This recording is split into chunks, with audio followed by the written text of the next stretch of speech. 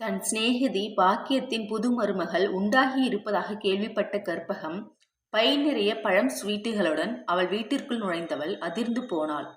கர்ப்பிணி பெண் நித்யாவை வேலை வாங்கி கொண்டு ஹாயாக சோஃபாவில் படுத்து டிவி பார்த்து கொண்டிருந்தாள்.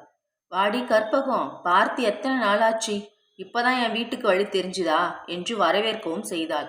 என்ன பண்றது பாக்கியம், உனக்கு 1க்கு 2 மருமகள்க, எனக்கு அப்படியா, இன்னும் பசங்களுக்கு கல்யாணம் ஆகல. புருஷனுக்கும் பசங்களுக்கும் பார்த்து பார்த்து செய்யவே நேரம் சரியா இருக்கு. இதுல எங்க வெளியே வர முடியுது சொல்லு என்று அழுத்து கொண்டாள் கற்பகம்.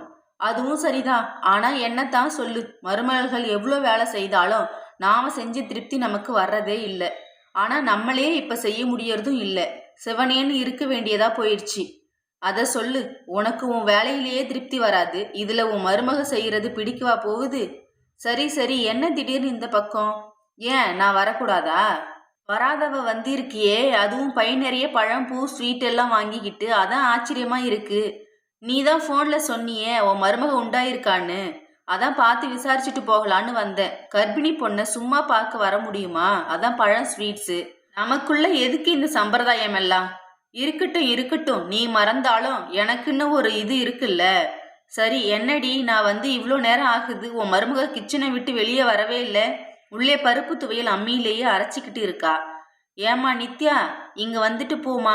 பாக்கியம் குரல் கொடுக்க நெற்றி வியர்வையை துடைத்து கொண்டு வந்த நித்யா, வாங்க ஆண்டி, வீட்டில் எல்லாரும் சௌக்கியமா என்று விசாரித்தாள். எல்லோரும் நல்லா இருக்காங்க, நீ விசேஷமா இருக்கேன்னு கேள்விப்பட்டேன், அதான் உடனே பார்க்க வந்துட்டேன். செக்கப்புக்கு எல்லாம் ரெகுலரா போறியா இல்லையா?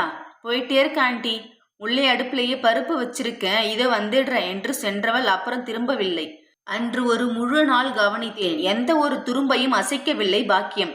எல்லாம் நித்யாவே செய்து கொண்டிருந்தாள். வீட்டில் மிக்சி இருக்கையில் அம்மியில் துவையல் அரைக்க சொல்லி இருக்கிறாள். ஏன் இப்படி? நித்யா வேண்டாத மருமகளா? ஏழை வீட்டு பெண் என்பதால் இப்படி செய்கிறாளோ? இதே பாக்கியத்தின் மூத்த மருமகள் மூழ்காமல் இருந்தபோது அவளை கையில் வைத்து தாங்கினாள் இந்த பாக்கியம். அவளை ஒருவேளை செய்ய விடவில்லை. இவளே பார்த்து பார்த்து எல்லாம் செய்தாள். இப்போது என்னடா வென்றால் தலைகீழாய் மாறி போய்விட்டிருந்தாள். பாக்கியத்தின் இந்த திடீர் மாற்றம் எனக்கு கோபத்தை வரவைத்தது. மாலையில் கிளம்பும் போது உடன் பேருந்து நிறுத்தம் வரை வருவதாக பாக்கியமும் உடன் வர என் கோபத்தை கொட்டினேன். ஏன் பாக்கியம் இப்படி மாறிட்ட? வயசான கொஞ்சம் உடம்பு கிளைக்கத்தான் செய்யும், அதை கூட என்ன கேட்டுக்கிட்டு இருக்க? சே, உனக்கு எப்பவும் விளையாட்டு தான், நான் அதை கேட்கல. உன் நடத்தை ஏன் மாறி போச்சுன்னு கேட்கறேன். அப்படி என்ன என் நடத்த மாறி போச்சு? உன் மூத்த மருமக உண்டாகி இருந்தப்ப கையில வச்சு தாங்கின, இப்ப இளைய மருமக உண்டாகி இருக்கா, அவளையும் அப்படி தாங்காம இப்படி வேலை வாங்கி கொடுமைப்படுத்துறியே. இவ ஏழை வீட்டு பொண்ணுன்னு தானே இப்படி பண்ற? யாரும் கேள்வி கேட்க முடியாதுன்னு நீ பண்ணாலும் நான் கேட்பேன். மனசாட்சிப்படி நடந்துக்கோ பாக்கியம், அவளும் உன் பொண்ணு மாதிரி தான். என் பொண்ணா நினைச்சுதான் இவ்வளோ வேலை வாங்குறேன். என்னடி சொல்ற? என் மூத்த மருமக பணக்கார இடம், அதனாலே கை மேல வச்சு தாங்கினேன்னு சொன்னேன்ல. நான் அப்படி பணத்துக்கு மதிப்பு கொடுக்கறவ இல்லை. முதலா வீட்டுக்கு ஒரு வாரிசை பெத்து கொடுக்க போறான்னு அவளை ஒரு வேலையும் செய்ய விடாம தாங்குன்னு தாங்கினேன். அதுவே விபரீதமா போயிருச்சு. சுகப்பிரசவம் இல்லாம சிசேரியன் ஆகி சில லட்சங்கள் செலவை இழுத்து விட்டுடுச்சு.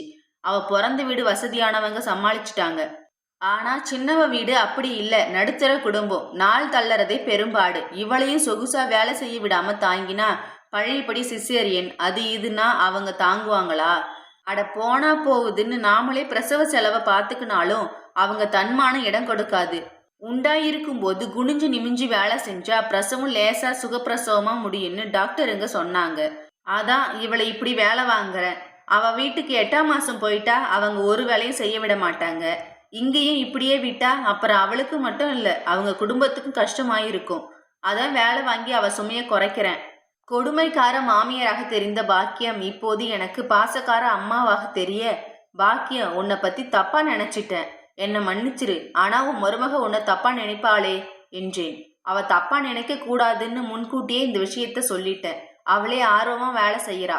அம்மியிலே துவையல் அரைக்கிறது கூட அவ எடுத்த முடிவுதான் என்றாள் பாக்கியம். அப்படி போடு, எல்லாம் சேர்ந்துதான் இந்த போடு போடுறீங்களே. இதை புரிஞ்சிக்காம நானே ஏதேதோ கற்பனை பண்ணிக்கிட்டேன். ஒரு ஆதங்கத்தில் ஏதோ கேட்டுட்ட, தப்பா எடுத்துக்காதடி. ஒரு நல்ல சிநேகிதியா நடந்துக்கிட்டே, இதுல என்ன தப்பு இருக்கு? சந்தோஷமா வீட்டுக்கு போய் வா என்றவளை வஞ்சனையுடன் அணைத்து கொண்டாள் கற்பகம். இத்துடன் இந்த கதை முடிவடைகிறது. இந்த கதை பிடிச்சா லைக் பண்ணிக்கோங்க. இதே மாதிரி ஸ்டோரி வேணா நம்ம சேனலை சப்ஸ்கிரைப் பண்ணிக்கோங்க. தேங்க்யூ ஃபார் வாட்சிங்.